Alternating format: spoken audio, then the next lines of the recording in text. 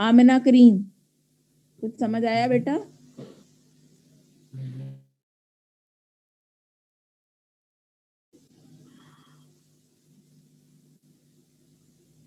Amina Karim present है?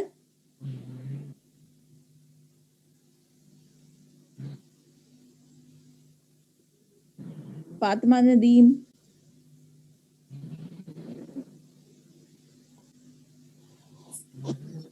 Yes ma'am, present जी हूँ। समझ आया आपको?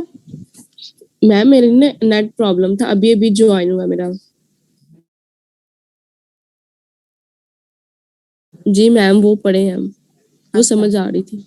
ठीक है, हमने 2 टॉपिक किए हैं। अगली जो है ना संडे को, संडे कह रही हूँ, आपका फ्राइडे को मैंने टेस्ट रखा हुआ है इन्हीं 2 टॉपिक्स का, ठीक है? जवेरिया मुनीर,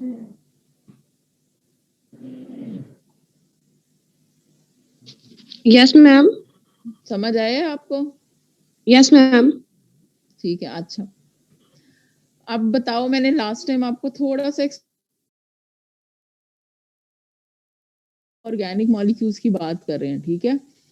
अच्छा, अब ऑर्गेनिक मॉलिक्यूल की हमने बात की और उसके बाद हमने कहा कि एब्जॉर्प्शन ऑफ इलेक्ट्रोमैग्नेटिक रेडिएशन होती है सैंपल के अंदर, ठीक है? तो आप क्या करते हो कि आपके पास ना इस तरह का कोई स्पेक्ट्रम आ जाता है। ठहरो मैं बताती हूँ, let me find out if I can show you something.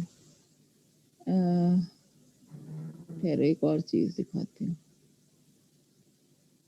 New share,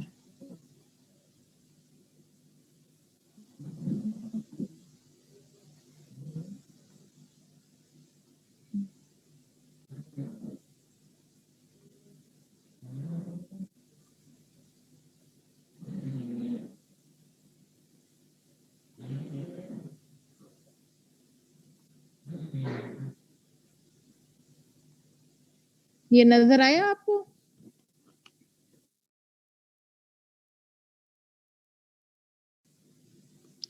yes ma'am. अच्छा, अब होता ये है कि जब आपका एक इंस्ट्रूमेंट है ना, इट्स लाइक अ बॉक्स, छोटा सा एक बॉक्स होता है, उसके अंदर 3 चीजें होती हैं। एक होती है सोर्स, यहाँ से यूवी रेडिएशन आ रही होती है, उसके आगे आपका सैंपल पड़ा होता है, ठीक है? उसके आगे डिटेक्टर रख देते हैं और आप उसको डिफरेंट वेवलेंथ की एनर्जी देते हो। डिफरेंट वेवलेंथ कौन सी है? यूवी रेडिएशन, ठीक है? अब वो वाली एनर्जी जिस पे आपका इलेक्ट्रॉन होमो से निकल के ल्यूमो में जा सके, ठीक है, उस एनर्जी को हम अगर वेवलेंथ में कन्वर्ट करें तो उसको कहते हैं लैम्डा मैक्स। मेरा कर्सर देख रहे हो? कर्सर मूव कर रहा है। ये जो पॉइंट है ना, जो पीक की बिल्कुल टॉप होती है, उसको क्या कहते हैं? Lambda max. लैम्डा मैक्स का क्या मतलब है? वो वेवलेंथ, वो मैक्सिमम वेवलेंथ जो रिक्वायर्ड है किसी मॉलिक्यूल को ताकि सके, that is named as lambda max. Getting this point?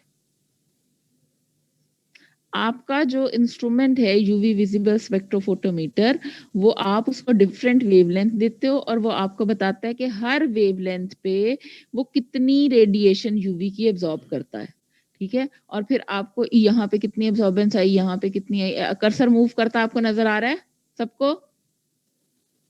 यहाँ पे फिर जी मैम। आहिस्ता आहिस्ता आहिस्ता आहिस्ता एक पॉइंट आता है जिस पे आपका, जिस वेवलेंथ पे आपका सैंपल मैक्सिमम, ये देखो मैं नीचे से इसको उठा के ऊपर लेके जा रही हूँ, इस वेवलेंथ पे, क्योंकि यहाँ पे वेवलेंथ आप जो है लेते हो और यहाँ पे एब्जॉर्बेंस लेते हो, तो इसका मतलब है ये जो वेवलेंथ होगी, ये वाली वेवलेंथ, इस वेवलेंथ पे आपके सैंपल ने मैक्सिमम एब्जॉर्बेंस शो की है। क्लियर? इसको क्या कहेंगे? Lambda max. और ये क्या है? ये वो एनर्जी है होमो टू ल्यूमो, और इस तरह आपको सैंपल के बारे में इंफॉर्मेशन मिल जाती है। अब ये आपने देख लिया सबने? अब let's move to the topic. ये मैंने आपको क्यों दिखाया?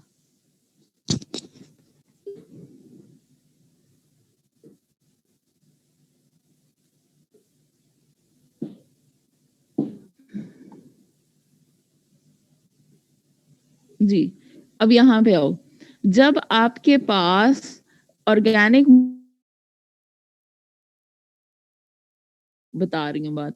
ये ऑर्गेनिक मॉलिक्यूल के अंदर कौन सी चीज है, कौन से मॉलिक्यूल्स हैं जो एब्जॉर्ब करेंगे इलेक्ट्रोमैग्नेटिक रेडिएशन को या यूवी रेडिएशन को एब्जॉर्ब करेंगे? वो वाले मॉलिक्यूल एब्जॉर्ब करेंगे जिनके अंदर क्रोमोफोर पाया जाएगा। क्रोमोफोर क्या होता है? मैंने बढ़ाया हुआ है आपको। डबल बॉन्ड का ऐसा मॉलिक्यूल जो आप जिसके अंदर एंड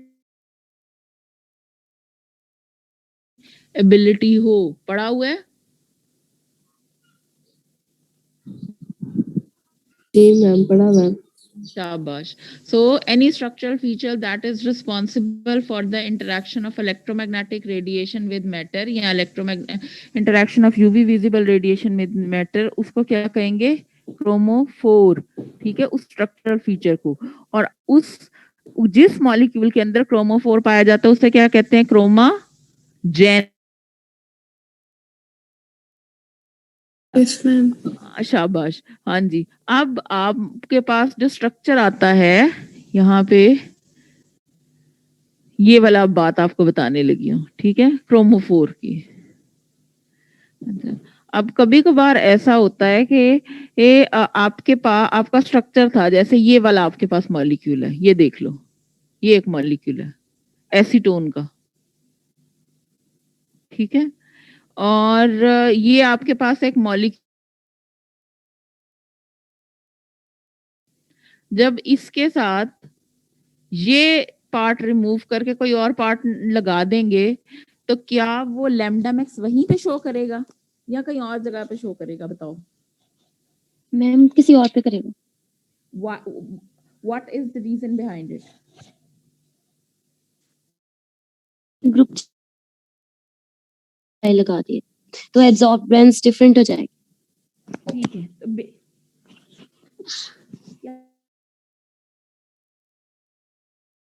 किसी चीज का चेंज हो जाए तो आपके पास होमोल्यूमो गैप चेंज हो गया और आपके पास different amount of energy is required in order to move the electron from HOMO to LUMO. ऐसे ही है ना? Yes ma'am.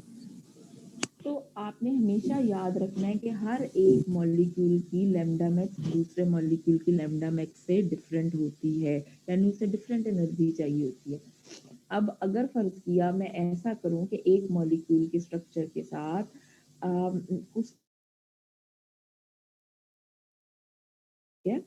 और वो उसकी लैम्डा मैक्स को चेंज कर देगा क्योंकि स्ट्रक्चर ही चेंज हो गया, ठीक है। अच्छा, अब कभी कभार ऐसा होता है कि आपका जो मॉलिक्यूल है उसमें क्रोमोफोर उसको कहते हैं जिसकी वजह से एब्जॉर्प्शन ऑफ रेडिएशन है। जैसे अगर किसी मॉलिक्यूल के अंदर अगर मैं कहूँ, मैंने आपको पहले भी एग्जांपल दी थी, 5 कार्बन की चेन है और दो कार्बन के दरमियान डबल बॉन्ड डाल दो, ठीक है। और दूसरी तरफ आप एक ऐसी एग्जांपल लो जिसमें 5 कार्बन की चेन है और उसमें कोई डबल बॉन्ड नहीं है, तो दोनों मॉलिक्यूल्स के अंदर सेम नंबर ऑफ कार्बन है, almost same number of hydrogen है, मतलब जाहिर है अगर डबल बॉन्ड है तो हाइड्रोजन थोड़े कम हो जाएंगे, लेकिन एक करेगा एब्जॉर्प्शन और दूसरी नहीं करेगा। तो इसका मतलब है कि किसकी वजह से एब्जॉर्प्शन हुई? उस डबल बॉन्ड की वजह से। और इसको आप क्या कहोगे, इस डबल बॉन्ड को? ये बेसिकली क्रोमोफोर है, क्योंकि हैं जो खुद तो एब्जॉर्प्शन नहीं करती, जैसे OH ग्रुप है। मैंने आपको कहा था कि जो OH ग्रुप होता है वो ऐसा है कि उसके अंदर तो सिग्मा के इलेक्ट्रॉन्स होते हैं, N होते हैं, जैसे मेथनॉल करते हैं। तो मेथनॉल करता है एब्जॉर्प्शन ऑफ यूवी रेडिएशन हमारे आम जो स्पेक्ट्रोफोटोमीटर है उसके ऊपर? आप बताओ। No ma'am. नहीं करता, ठीक है। क्यों? क्योंकि उसमें सिग्मा की ट्रांजिशन। लेकिन यही वाला OH ग्रुप अगर आप उठा के किसी ऐसे स्ट्रक्चर के साथ लगा दो जो यूवी विजिबल रेडिएशन को एब्जॉर्ब करता है, तो इस OH ग्रुप की वजह से अगर यहाँ पे मैं कहीं लगा दूं या यहाँ पे कहीं लगा दूं, अब ये अगर एब्जॉर्ब करता है तो अगर मैं यहाँ कुछ और लगा दूंगी तो इसकी लैम्डा मैक्स चेंज हो जाएगी, ठीक है। अब वो लैम्डा, अब ऐसा स्ट्रक्चरल फीचर जो खुद एब्जॉर्प्शन ऑफ की वजह से जो लैम्डा मैक्स आई है उसको चेंज कर देता है, तो उसको हम वर्ड यूज करते हैं ऑक्सोक्रोम्स। क्या यूज करते हैं? ऑक्सोक्रोम्स। ये देखो, ये मैंने हाईलाइट किया कर्सर की वजह की मदद से, आपको नजर आ रहा है ऑक्सोक्रोम? जी मैम। Yes ma'am. तो आपके पास ऑक्सोक्रोम क्या होता है? स्ट्रक्चरल फीचर जो खुद तो एब्जॉर्प्शन ऑफ रेडिएशन ये जो है वो आपके पास शिफ्ट ऑफ लैम्डा मैक्स हो जाती है। ठीक है, जैसे अगर मैं आपके पास कोई स्ट्रक्चर दिखूं, बेंजीन, उसके साथ कार्बोनाइल लगा हुआ, उसके साथ मिथाइल ग्रुप लगा हुआ, ठीक है, और मैं आपको कहूँ कि ये एक्स पोजीशन पे लैम्डा मैक्स शो कर रहा है, कोई भी एक्स वाई जेड पोजीशन पे, तो अगर मैं मिथाइल ग्रुप में से एक हाइड्रोजन रिमूव करके उसके साथ OH ग्रुप लगा दूं, तो आपका जो लैम्डा मैक्स है वो चेंज हो जाएगी, जबकि इस OH ने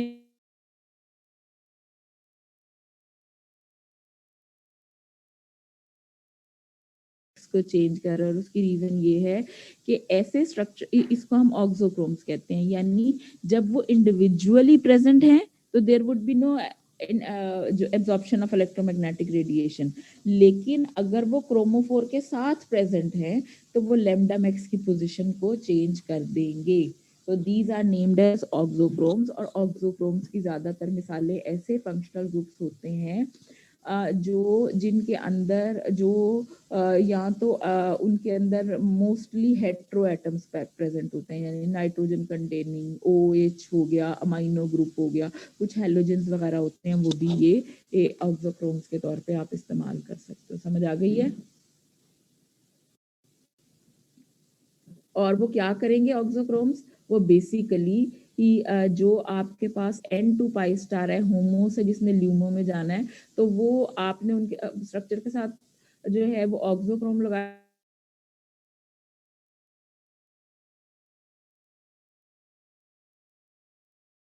अपने इलेक्ट्रॉन जो है क्रोमोफोर के इलेक्ट्रॉन्स के साथ इंटरेक्ट करना शुरू हो जाएगा और होमोल्यूमो गैप डिफरेंट हो जाएगा। जब होमोल्यूमो गैप डिफरेंट हो जाएगा तो लैम्डा मैक्स चेंज हो जाएगी। इसी वजह से जब आप स्ट्रक्चर के अंदर ऑक्सोक्रोम लगा देते हो तो आपके पास डिफरेंट वेवलेंथ आती है कंपेयर टू अदर्स। अच्छा, अब अगर फर्ज किया वेवलेंथ जो है, जो आपको मैंने स्ट्रक्चर दिखाया था, अगर ये मूव कर जाए टुवर्ड्स लॉन्गर वेवलेंथ, ये आपको मैं दोबारा ये स्क्रीन शेयर कर रही हूँ। बताया बाद में ले लूंगी, रिकॉर्डिंग आ जाती है।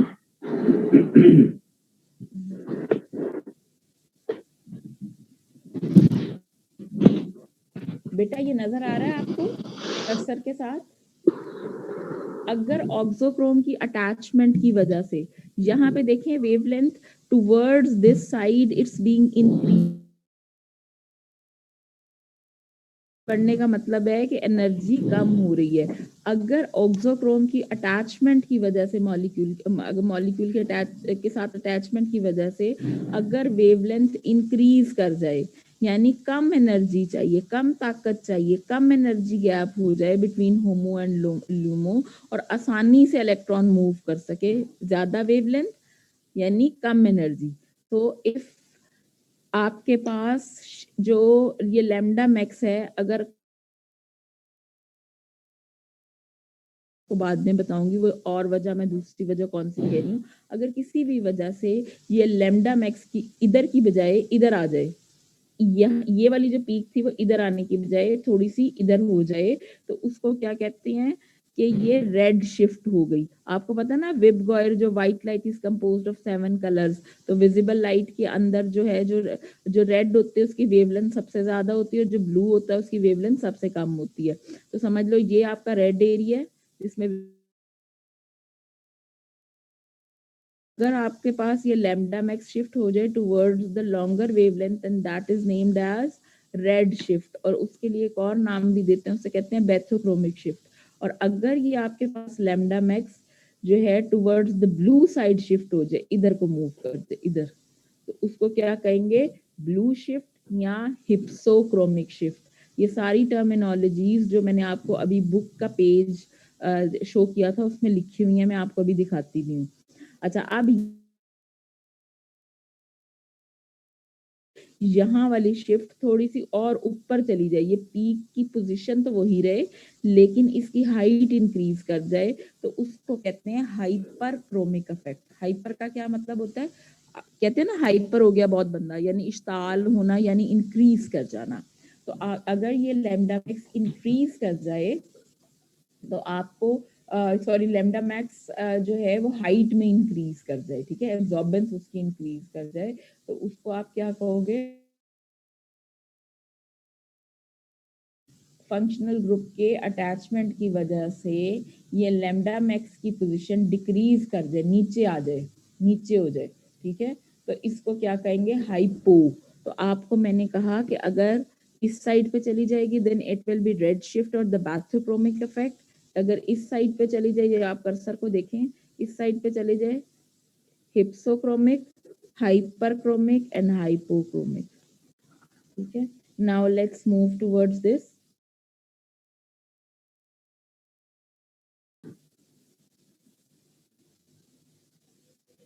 ये आपको 4 टर्मिनोलॉजीज नजर आई हैं? ये देखो यहाँ पे लिखा हुआ है। जी आ रही है मैम। तो आपके पास स्पेक्ट्रा में चेंज आ जाएगा, इसको हम कहते हैं बेथोक्रोमिक शिफ्ट। जब एब्जॉर्प्शन मैक्सिमम लॉन्गर वेवलेंथ की तरफ चला जाता है, हाई हिप्सो, फिर उसके बाद हाइपर और उसके बाद हाइपो। क्लियर?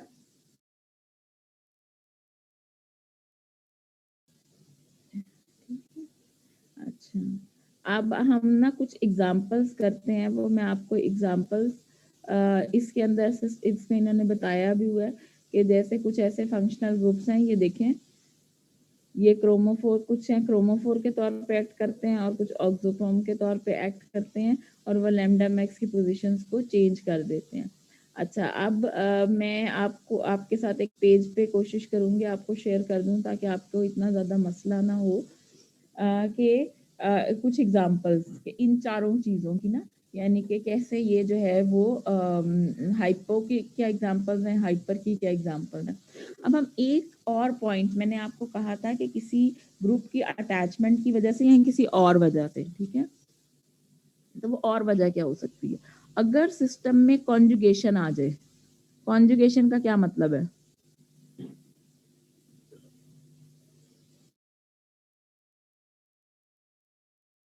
क्रोमोफोर्स।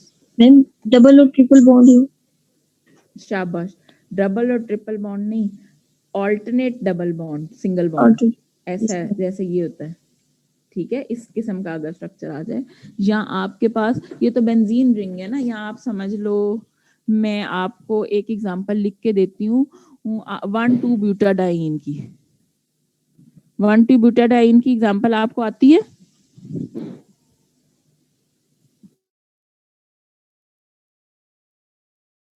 मैं आपको स्ट्रक्चर ड्रॉ करके देती हूँ, ठीक है। Yes ma'am. अच्छा, आप ऐसा करो, एक तरफ का आप ए स्ट्रक्चर ड्रॉ करो जिसके अंदर 4 कार्बन एटम्स हों, ठीक है, और वो सिंगल सिंगल बॉन्ड के साथ हैं, और दूसरी तरफ आप बी स्ट्रक्चर ड्रॉ करो जिसमें 4 कार्बन एटम्स की चेन है, लेकिन पहली और तीसरी दरमियान, यानी 3 बॉन्ड्स हो गए ना दरमियान में, तो फर्स्ट पोजीशन पे और जो लास्ट पोजीशंस पे डबल बॉन्ड लगा दो, तो इसका मतलब है that is the conjugated system. अब जब कॉन्जुगेटेड सिस्टम किसी चीज में आ जाता है तो उसमें pi electron delocalisation of the pi electrons हो जाती है और होमोल्यूमो गैप कम हो जाता है।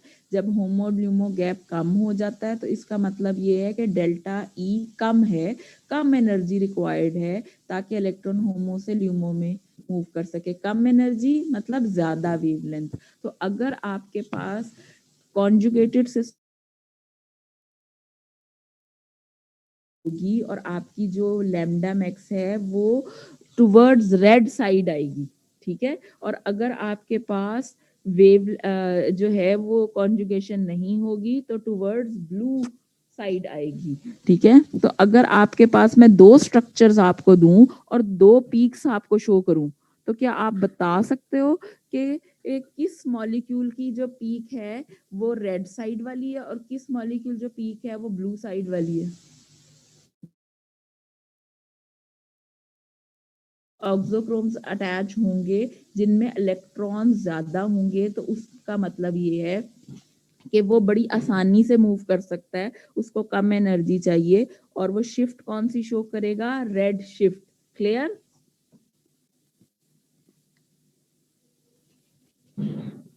जी मैम। हाँ जी, सिर्फ एक की तरफ से जी आता है।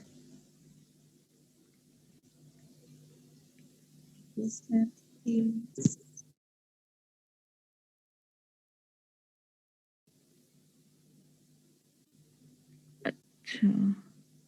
जी बेटा, अब हम आगे मैम। बात करते हैं। बुशरा अंजुम, आपको समझ आ रही है बेटा? Yes, ma'am. किंजा हबीब जी बेटा। मैम ये कॉन्जुगेशन के साथ एनर्जी का क्या रिलेशन है, ये दोबारा रिपीट कर दिए गए। अच्छा मैं बताती हूँ, आसान वर्ड्स में कहते हैं। कोई भी मॉलिक्यूल है, जैसे बेंजीन है ना, ठीक है, अभी इसकी एग्जैक्ट वैल्यूज छोड़ दो, क्योंकि आप एग्जैक्ट वैल्यूज का मतलब तो क्रैमिंग है ना, मतलब एग्जैक्ट 230 पे आ रही है, 270 पे आ रही है, कुछ ऐसे। आप समझो किसी ए बी सी पोजिशन पे ना, अभी इसमें एक और बात भी बेंजीन के बारे में लिखी हुई है, वो अभी आप छोड़ दो। इसकी आसान चीज मैं आपको यहाँ पे बताती हूँ। ये क्या है? ये जो स्ट्रक्चर कर्सर नजर आ रहा है आपको बेटा, ये कर्सर नजर आ रहा है मेरा, नेफ्थलीन का स्ट्रक्चर? Yes, ma'am. ठीक है। अच्छा, 3 स्ट्रक्चर्स ड्रॉ करो। 1 मिनट ठहरो, मैं आपको बताती हूँ। आप मुझे जस्ट 1 मिनट दें, मैं आपको स्ट्रक्चर ड्रॉ करके बताती हूँ। मैं आपको स्ट्रक्चर ड्रॉ करके और अभी डिस्प्ले करके दिखाती हूँ आपको।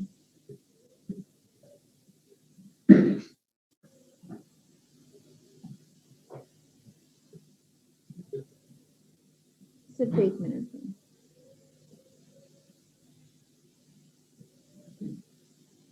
ताकि आपकी एक दफा अंडरस्टैंडिंग डेवलप हो जाए।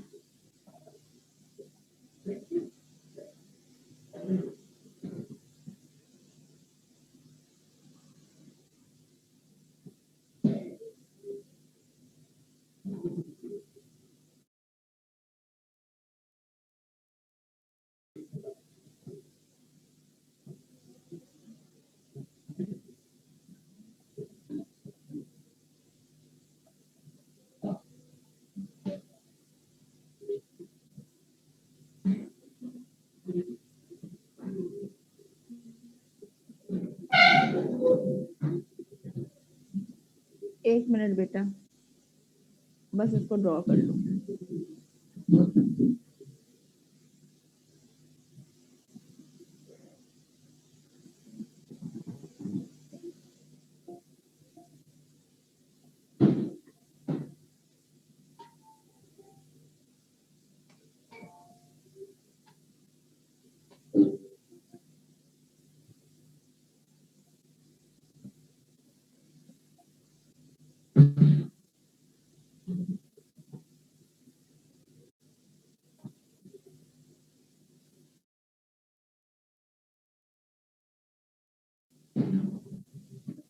चलो, ये मैं आपको व्हाट्सएप पे बेटा मैं आपको एक पिक्चर शेयर कर रही हूँ, और अभी उसको यहाँ पे डिस्प्ले भी करती हूँ। आपका ग्रुप है ये।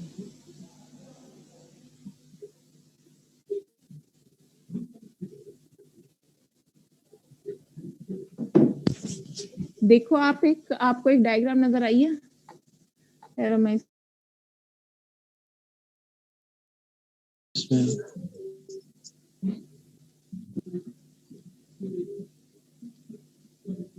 hang on.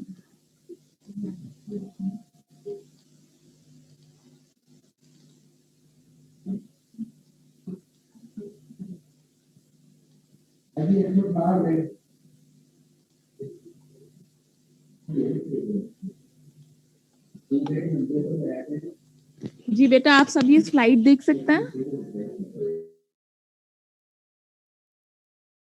आपको जी मैंने मैम। कहा कि कि हमने अभी डिस्कस किया है कि अगर फॉर इंस्टेंस आपके पास एक ऑर्गेनिक मॉलिक्यूल है और आपने उस सैंपल को सोल्यूशन प्रिपेयर किया and you have placed it in the spectrophotometer, electromagnetic radiation आएगी, उसके साथ इंटरेक्ट करेगी, उसमें चेंजेस आएंगी, फिर उसके बाद डिटेक्टर उन चेंजेस को डिटेक्ट करेगा और आपको एक स्पेक्ट्रम मिल जाएगा, ठीक है, जिसमें एक्स एक्सिस के अलोंग आपके पास होगा वेवलेंथ और वाई एक्सिस पे आपके पास होगा एब्जॉर्बेंस। अब ये जो आपके पास पीक आएगी वो आपको बताएगी कि उसकी लैम्डा मैक्स क्या है। लैम्डा मैक्स का क्या मतलब है कि कितनी एनर्जी आपके सैंपल को चाहिए in order to move the electron from HOMO to LUMO. अब अगर आपके पास 3 डिफरेंट तरह के मॉलिक्यूल्स हैं तो एक में इसमें कॉन्जुगेशन कम है, इसमें कॉन्जुगेशन ज्यादा है, इसमें मजीद ज्यादा है, ऐसा ही है, ठीक है। तो अगर आपके पास 3 डिफरेंट पीक्स आएंगी तो एक ही कौन सी होगी, the one that is on the red sorry blue side. क्यों? क्योंकि इसमें कम कॉन्जुगेशन है। जैसे जैसे कॉन्जुगेशन इंक्रीज करती गई होमो ल्यूमो गैप कम होता गया, कम एनर्जी चाहिए, कम energy means greater wavelength, longer wavelength, तो इस साइड पे आएगी। क्लियर?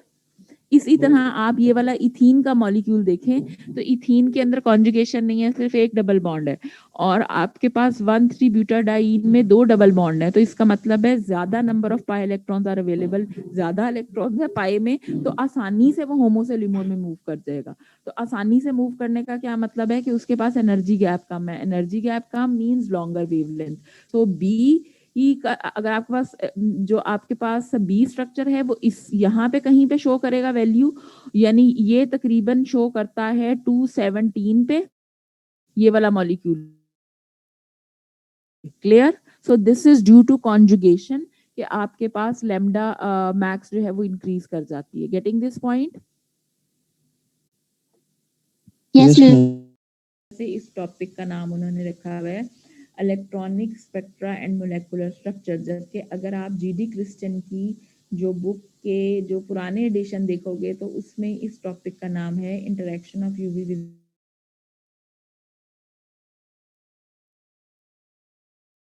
अच्छा, आपको बुक का एक एक जी। लफ्ज याद करने की जरूरत नहीं है, पढ़ने की जरूरत है और आप उसके पॉइंट्स खुद प्रिपेयर करो and you can reproduce the things, the words, the idea by your own in exams, ठीक है।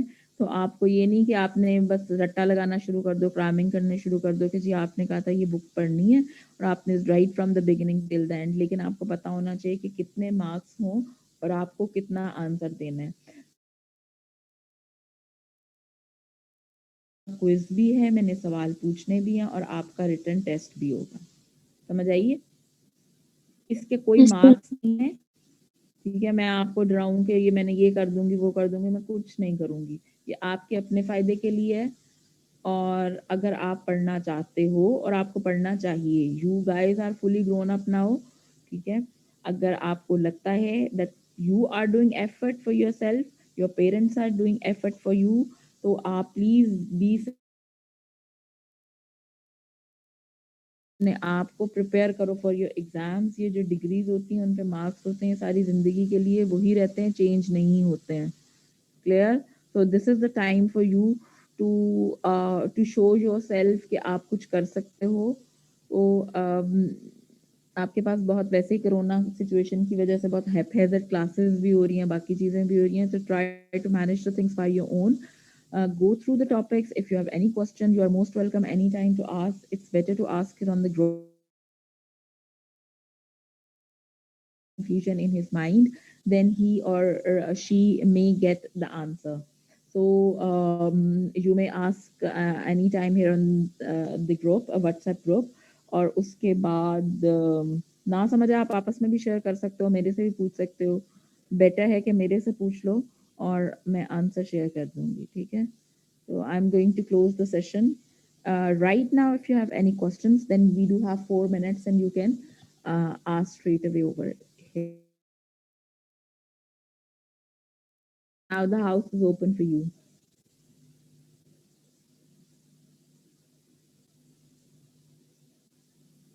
मैम आप बता रहे थे NaCl में भी ट्रांजिशन होगी, उसमें नहीं होगी। ट्रांजिशन कौन सी नहीं होगी? होगी, नहीं होगी, बिल्कुल नहीं होगी। बिल्कुल नहीं होगी। आयोनाइजेशन कैसे हो सकती है बताओ? नहीं हो इलेक्ट्रॉन सकती। कहाँ है उसके पास? है उसने तो No, सोडियम ने ma'am. अपना इलेक्ट्रॉन क्लोराइड को दे दिया, कंप्लीट ट्रांसफरेंस ऑफ इलेक्ट्रॉन हुई है। इलेक्ट्रॉन कौन सा वाला मूव करेगा? कोई भी नहीं सारे करेगा तो मैम ऑर्बिट्स कंप्लीट हैं। आयनिक कंपाउंड्स में बिल्कुल ही नहीं होती ट्रांजिशन, हम उनको डिटेक्ट कैसे करते हैं कि ये कौन सा नहीं कंपाउंड? करते, यूवी के जरिए नहीं करते, फिर हम किसी और टेक्निक के जरिए करते हैं। Okay ma'am. ठीक है, और कोई question?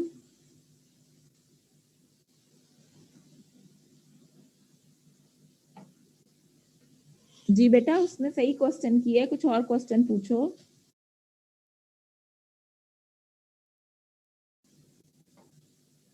Adeen, any question to ask? Yes ma'am.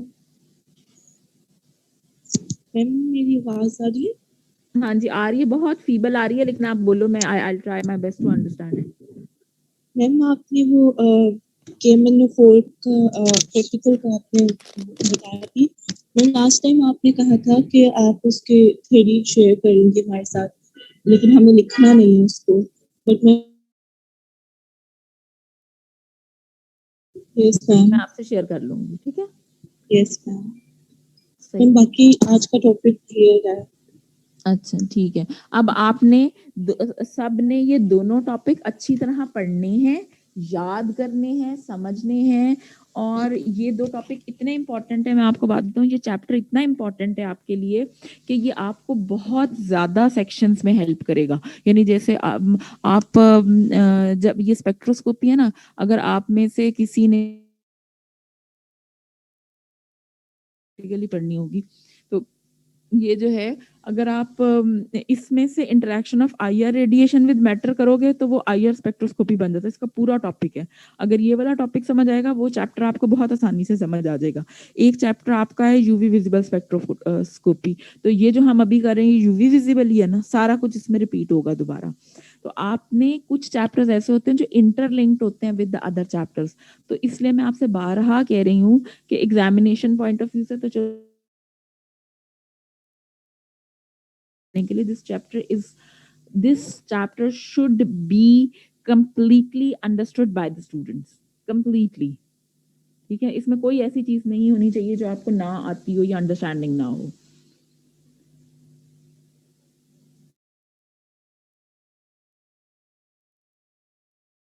ये दो टॉपिक्स का मैंने नेक्स्ट टाइम टेस्ट लेना है, कोई मार्क्स नहीं है, कोई कुछ नहीं है, और मैं अपने लेक्चर में नहीं लूंगी, आप लोग खुद मुझे बताओगे कि आपने कब टेस्ट देना है।